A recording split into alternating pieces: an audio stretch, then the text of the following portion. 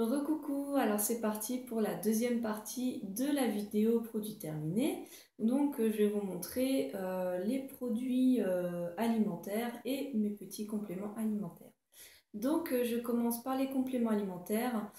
Donc je commence par l'extrait de pépins de pamplemousse. Oh mon chéri là, un peu éventré. Voilà. C'est un extrait de pépins de pamplemousse bio de la marque Super Diète que j'ai trouvé chez Monoprix.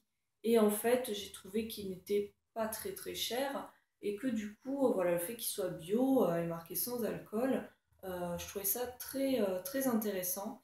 L'autre truc que je trouve très bien comparé à d'autres marques que j'ai pu tester, c'est son, enfin, on appelle ça, c'est pas un codi-goutte, mais bon, c'est un truc qui fait goutte à goutte.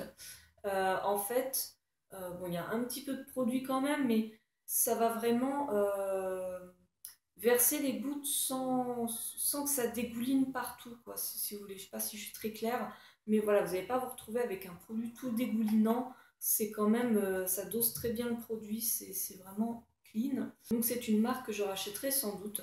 Alors l'extrait de pépins de pamplemousse, moi je m'en sers pour énormément de choses. Quand je suis malade, je fais des gargarismes avec.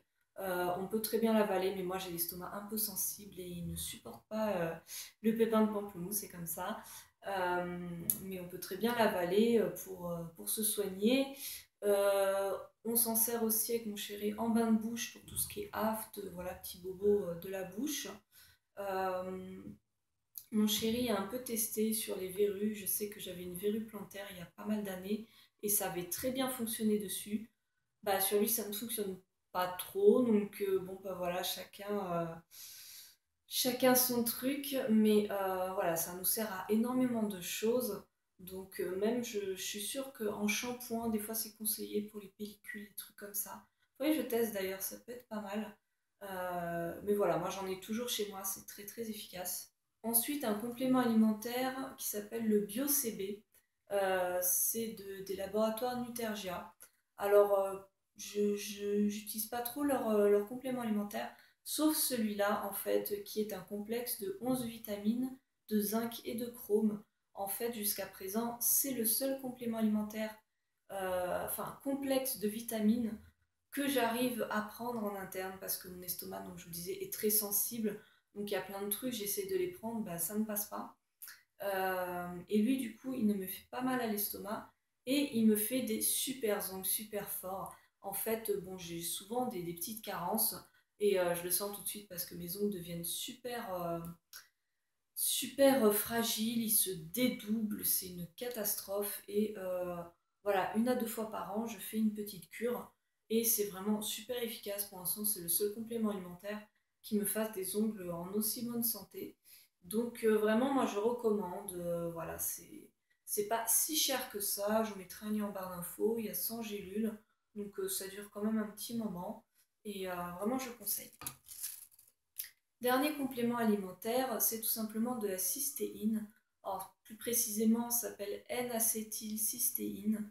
Je vous présente ça parce que bon, moi j'utilise notamment pour mon foie, mais mon naturopathe m'a dit que c'était aussi efficace pour renforcer et booster l'immunité.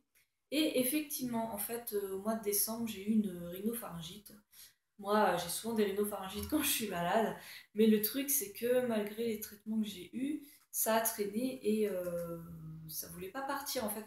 Au bout d'un moment, j'étais plus malade, mais j'étais tout le temps enrhumée en fait. Un petit mal de gorge, le nez qui coule, éternuement. Voilà, j'étais pas malade, mais ça traînait jusqu'au mois de janvier, ça traînait. Et du coup, il m'a conseillé de prendre de la cystéine. Euh, donc j'en prenais deux matins, midi, deux soirs. Et vraiment, j'ai tout de suite vu une réelle amélioration très rapide. J'ai vraiment senti que mon organisme, ça lui permettait voilà, de se remettre et j'ai pu guérir réellement grâce à ça. Donc voilà, je conseille vraiment. Là, c'est la marque que mon naturopathe vend. Le site internet n'est pas encore totalement opérationnel. Donc je vous mets le lien en barre d'infos, mais pour l'instant ça ne marchera pas. Sinon, si vous voulez acheter de la cystéine, N'achetez pas les comprimés de pharmacie, je sais qu'il y en a, c'est un peu comme dans des plaquettes, un peu style Doliprane. Je vous déconseille parce que généralement c'est très mal assimilé par l'organisme. Donc en fait, vous aurez l'impression de prendre une certaine dose de cystéine et il y en a beaucoup qui vont être rejetés par l'organisme. Donc il vaut mieux prendre des marques plus intéressantes. J'essaie de vous mettre des liens en barre d'infos de marques qui peuvent être bien. En tout cas, je conseille vraiment ce produit pour l'hiver, pour un peu booster votre immunité ou pour justement aider votre organisme à guérir d'une infection qu'il a du mal à maîtriser. Donc on passe à l'alimentaire. J'ai fini mes 2 briques de boisson de lait de châtaigne.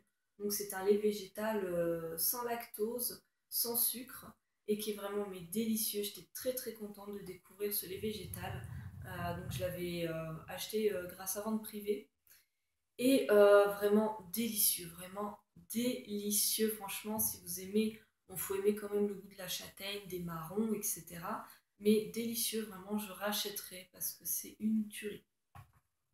Également, avec ma commande de vente privée, j'ai pu avoir le muesli aux super fruits, donc pareil, sans sucre. Donc j'ai fini mon premier paquet et vraiment il est très bon. Alors 2 petites choses sur ce muesli qui peut être positif ou négatif, ça dépend. Il y a énormément de fruits secs et énormément de raisins secs. Ce qui fait que c'est, enfin je trouve pour ma part que c'est très sucré. Parce que vous allez vraiment avoir, c'est comme si vous preniez une poignée de raisins secs, il n'y a pas que ça évidemment, mais c'est très sucré. Et donc je me dis pour quelqu'un qui essaie de manger un petit peu plus sainement, mais qui est quand même habitué à des produits très sucrés, genre les céréales de grande surface, et que voilà, que c'est quelqu'un qui a du mal à se priver de sucre, ça peut être une bonne alternative pour un petit peu voilà, avoir quelque chose quand même de gourmand, de pas fade. Maintenant, moi, pour ma part, je trouve ça quand même un petit peu trop sucré. Euh, donc en fait, je le coupais avec, je mettais moitié muesli, moitié flocon d'avoine, comme ça équilibrait un petit peu le goût. Et la deuxième chose, c'est notamment dû à la présence, que je ne me trompe pas, de cassis, de cranberry et peut-être de myrtille, mais surtout cassis et cranberry, je pense que c'est ça qui rendait le mélange un petit peu trop acide. Vous savez, voilà, les petites baies comme sur la photo. Et en fait, je trouvais le goût un petit peu acide, très sucré, mais un petit peu trop acide. Donc ça m'a un petit peu dérangé. Donc pareil, le fait de le mélanger avec des flocons d'avoine, ça unifie un peu le goût, ça homogénéise un petit peu, ça radoucit un petit peu le côté sucré et acide. Et ça en fait un muesli délicieux et du coup qui dure plus longtemps vu que je fais moite-moite. Donc vraiment, je pense que je le rachèterai parce qu'il est vraiment délicieux au goût. Vraiment, je le recommande et niveau compo, c'est nickel. J'ai fini une purée de noisettes, donc c'est 100% noisettes, sans ajout quelconque, sans sucre ni rien. Alors là, c'est la marque Perlamande. J'ai trouvé ça dans une boutique bio qui s'appelle Natureo. Il y a des chaînes comme ça, c'est un peu comme les Biocop, voilà, il y en a un peu partout. Donc ça, les purées d'amandes, tout ça, je les fabrique moi-même et du coup, je vais bientôt vous faire un tuto dessus. Mais voilà, par fainéantise, je me suis acheté ce petit pot et il est parti, mais à une vitesse. Franchement, je vous recommande, si vous voulez quand même manger des tartines et que vous voulez éviter le beurre, que vous savez pas trop par quoi le remplacer. Euh, En plus, franchement, au début, j'ai testé un peu, voilà, un peu dépité en me disant mince, je vais me priver de beurre, bon, bah, je vais mettre ça à la place. J'avais un petit peu l'impression de prendre un truc fade et sans intérêt. Et j'ai été super surprise parce que mais c'est délicieux si je mets ça sur une tartine avec un petit peu de miel. Mais c'est délicieux vraiment, mais c'est 10 fois meilleur qu'avec du beurre en fait. Et j'étais super contente et super surprise de voir à quel point j'aimais ça. Et à la base, j'utilise beaucoup ça dans les crêpes. Ouais, au lieu de mettre du Nutella ou de je sais pas quoi, je mets ça un petit peu de miel, voilà, pour le côté un peu sucré quand même. Et c'est délicieux. Ça ou la purée d'amande, purée de tout ce que vous voulez, c'est très très bon. C'est super bon pour la santé, c'est super nourrissant, voilà, en petit-déj, voilà, sur des crêpes, sur des tartines. C'est super nourrissant, c'est diététique. Bon, pour ceux qui essaient d'éviter les trucs trop caloriques, oui, ça reste quand même un peu calorique, hein, tout ce qui est oléagineux, c'est un peu calorique, mais c'est pas des mauvaises calories, donc ça reste quand même moins hard que du Nutella ou je ne sais quoi. J'ai terminé une petite crème d'épeautre, donc c'était une petite brique de 200 millilitres. C'est pas ma crème préférée. Depuis, j'ai vraiment découvert la crème de riz que j'adore. Donc, je sais pas si je rachèterai forcément, genre pour mettre dans les pâtes, etc. C'est pas ma crème préférée, mais voilà, ça reste sympa. La compo est très clean. Voilà, je rachèterai pas forcément.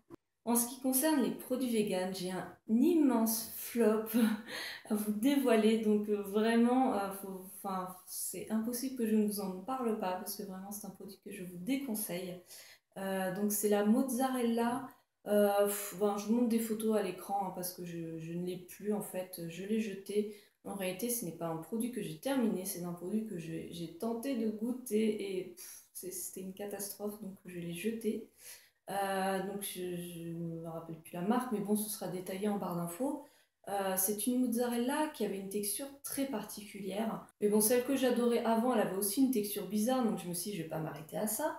Mais là, vraiment, la texture est totalement différente de ma préférée. Donc je vous mets les noms à la limite affichés à l'écran, comme ça sera plus simple, parce que je ne me rappelle plus du tout des marques ni rien. Mais donc celle que je n'ai absolument pas aimée, elle avait une texture de pâte à modeler. Vous savez, la pâte à modeler en bâton pour les gamins, vous savez, qui est assez dure, pas la Play-Doh, mais ça a vraiment cette texture. Donc, bon, c'était un peu étrange, mais je me suis dit, bon, je vais pas m'arrêter à ça.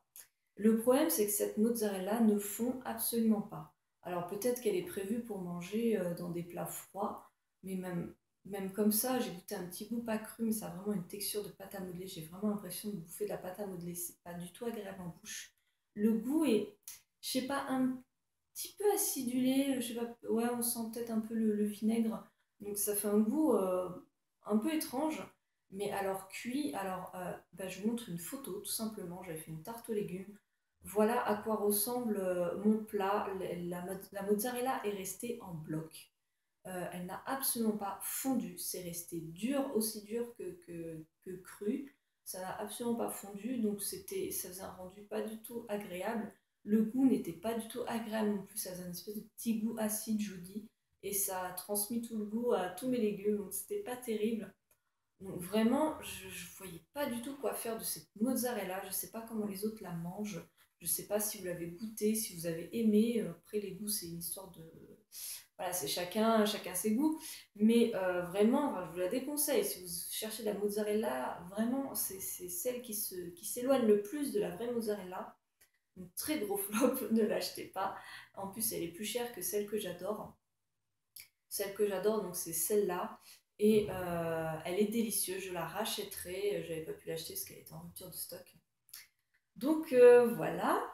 Sinon, en continuant sur les fromages, j'ai reterminé un paquet de faux gruyère râpés, donc qui est très bon. Maintenant, bon, ça n'a pas le goût de l'emmental ou du gruyère. Donc c'est vrai qu'au bout d'un moment, je m'en lasse un petit peu. J'aimerais bien tester. Ils vendent plusieurs types de fromages durs. En fait, c'est des fromages à râper soi-même. Et il y a différents goûts. Je sais qu'il y en a qui sont... Il y a marqué goût fort. Alors, goût fort, je vois pas trop quel goût ça pourrait avoir. Ça me fait un petit peu peur. J'ose pas tester. Si vous avez testé voilà, d'autres fromages à râper, franchement, n'hésitez pas à m'en parler parce que je sais pas trop quoi acheter. Et ça m'embête un peu d'en acheter et voilà, de me retrouver avec des trucs que je mangerai pas. Là, en plus, la mozzarella dégueulasse dont je vous ai parlé, j'avais acheté 2 paquets. Et voilà, enfin, il y avait un paquet tout neuf, pas ouvert, mais qu'est-ce que vous voulez que j'en fasse? Enfin, je sais que personne voudra, dans mon entourage, m'en voudra. Et je peux pas le vendre parce que je peux pas l'envoyer par la poste. Enfin, c'est un produit frais. Donc voilà, bah, poubelle. Donc bref, le fromage râpé que j'ai terminé, il est quand même très bon. C'est un peu un goût de biscuit apéritif au fromage. Donc ça a quand même un bon goût de fromage, c'est très sympa. Si je ne trouve pas autre chose qui me plaît, je le rachèterai sans doute. J'ai encore terminé mes petites tranches de cheddar, enfin de faux cheddar. Très très bon, c'est le deuxième paquet que je finis. Je m'en sers surtout dans les hamburgers, mais même d'autres manières, genre dans les sandwichs et tout, c'est très très bon. Vraiment, c'est un fromage, enfin, en tout cas dans les hamburgers, mais je vois pas du tout la différence avec des tranches de fromage autres. Vraiment, je les conseille à 200%. Alors maintenant, je termine la vidéo avec trois petits thés que j'ai vraiment beaucoup aimé. Alors le premier, c'est de la marque Daman ou Daman, enfin je ne sais pas trop comment on dit. Moi je dis Daman Frère. Voilà, c'est une maison, enfin une boutique de thé, si on peut dire, qui possède beaucoup de boutiques sur Paris et même ailleurs en France. Donc c'est assez facile d'en trouver, on va dire. Pas la peine d'aller sur internet, il suffit de regarder où est-ce qu'il y a une boutique dans votre ville. Celui-là, donc c'est Soleil Vert, c'est un thé vert. Alors il y a thé vert de Chine, écorce d'orange, huile essentielle d'orange sanguine. Donc ce n'est pas bio, mais vraiment je trouve ce thé vraiment très doux, très désaltérant. Vraiment j'adore, j'adore. Je l'ai d'ailleurs racheté parce qu'il est vraiment délicieux. Si vous aimez les thés verts, si vous aimez les trucs, voilà, euh, assez doux, on va dire, c'est vraiment un thé que je recommande. Ça plaît à tout le monde et vraiment voilà, j'ai déjà racheté. Ensuite, j'avais acheté des petits, vous savez, Kousmiti, ils font des petits packs un peu découvertes de petites boîtes comme ça on peut découvrir les goûts. Et donc là, j'ai fini, alors mon préféré, c'est Love. Ouais, c'est le packaging rose, Love. Et alors, dedans, il y a thé noir de Chine, racines de réglisse, épices, graines de guarana, poivre rose et arômes. Alors bon, quand ils mettent épices et arômes, ça reste très vague, on ne sait pas trop ce qu'il y a, mais c'est un thé que j'ai vraiment adoré et que d'autres personnes ont vraiment adoré aussi. Il a vraiment une saveur délicieuse. Je ne peux pas vraiment vous dire réellement quel goût ça a, mais justement c'est très équilibré. Vous voyez, par exemple là, les racines de réglisse, ça n'a pas un goût prononcé de réglisse. C'est vraiment très harmonieux. Alors les Kousmiti, c'est quand même des thés qui ont un goût assez fort. Peut-être pas aussi fort que les Yogi, mais voilà, il y a quand même une différence entre le Daman et les Kousmiti. Faut aimer, mais enfin moi en tout cas j'adore, hein. Mais ce n'est pas non plus des thés qui vont piquer vraiment en bouche, comme je sais pas, j'avais goûté un jour un thé ayurvédique au gingembre, ça m'avait arraché la bouche. Là, pas du tout, ça reste fort en goût, mais ça arrache pas la bouche. Et moi, je trouve ça très sympa, ces thés, quand on veut passer voilà, d'un thé, enfin, où on met du sucre euh, au fait de boire du thé sans sucre. Moi, donc, j'ai totalement arrêté de boire mon thé sucré, mais c'est vrai qu'au début, ça fait très bizarre. On a vraiment l'impression de boire quelque chose de totalement fade, de boire de l'eau chaude. Et en fait, comme ces thés sont très parfumés, ça relève vraiment le goût du thé. C'est très agréable à boire sans sucre pour commencer. Et l'autre, c'est Détox. Alors, c'est mélange de maté et de thé vert aromatisé citron et citronnelle. Donc ça, par contre, c'est du thé qui est très doux en goût. Enfin, qui a un goût très doux, je vais dire. Pareil, si vous n'aimez pas le maté, c'est très très doux, enfin ça se sent pas. C'est vraiment très harmonieux, c'est du thé vert très très doux, très agréable. Vraiment, je les conseille parce que c'est vraiment une tuerie. Bon bah voilà pour mes produits terminés, j'espère que ça vous aura plu. N'hésitez pas vous aussi à me donner vos petits favoris, à me dire si vous avez testé ces produits. Et puis bah je vous fais plein de gros bisous, salut!